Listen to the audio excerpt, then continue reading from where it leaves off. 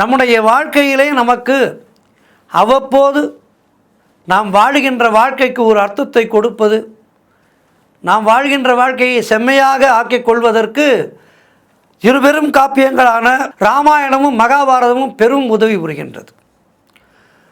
அதுபோல ஸ்ரீமத் பாகவதம், இந்த ஸ்ரீமத் பாகவதத்தை படிக்கும்போது பலவிதமான விஷயங்கள் நமக்கு புலப்படும்.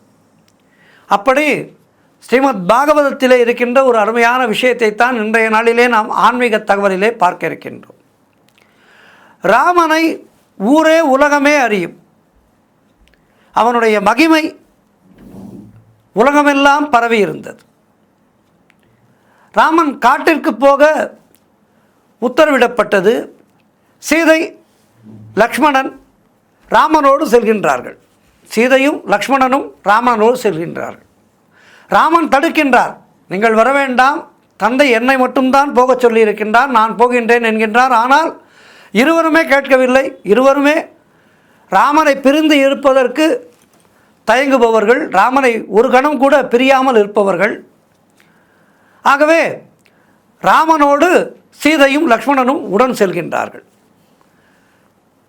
நடந்து செல்கின்றார்கள். கங்கை நதியை கடந்து அக்கறை செல்ல வேண்டும். அப்போது முதலாக குகன் ராமனை பார்க்கின்றான்.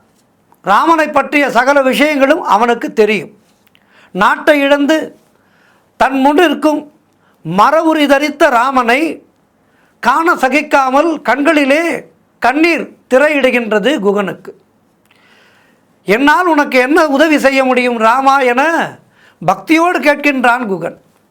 நான் கங்கையை கடந்து அக்கறை செல்ல வேண்டும் குகா, என்னை அக்கறைக்கு கொண்டு போய் விடு என சொல்கின்றார். அப்போது ஒரு படகு யாரையோ இறக்கி விட்டு புறப்பட தயாராகின்றது.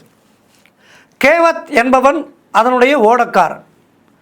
குகன் அவனை அணுகி, உன்னுடைய படகை இங்கே கொண்டு வா என சொன்னான். படகும் நெருங்கி வருகின்றது. கேவத், இதோ நிற்கின்றார்களே, இவர்கள் யார் தெரியுமா?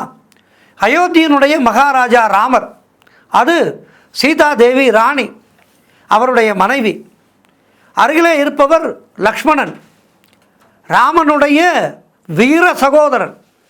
இவர்களை அக்கறைக்கு கொண்டு போய் சேர்த்து விட்டு வா என குகன் சொல்கின்றார். கேவத் ராம லக்ஷ்மணர்களை, சீதாவை வணங்குகின்றான். அவன் தினமும் காலையிலே எழுந்திருக்கும் போதும் இரவிலே படுக்கும் போதும் ராமநாமம் சொல்பவன்.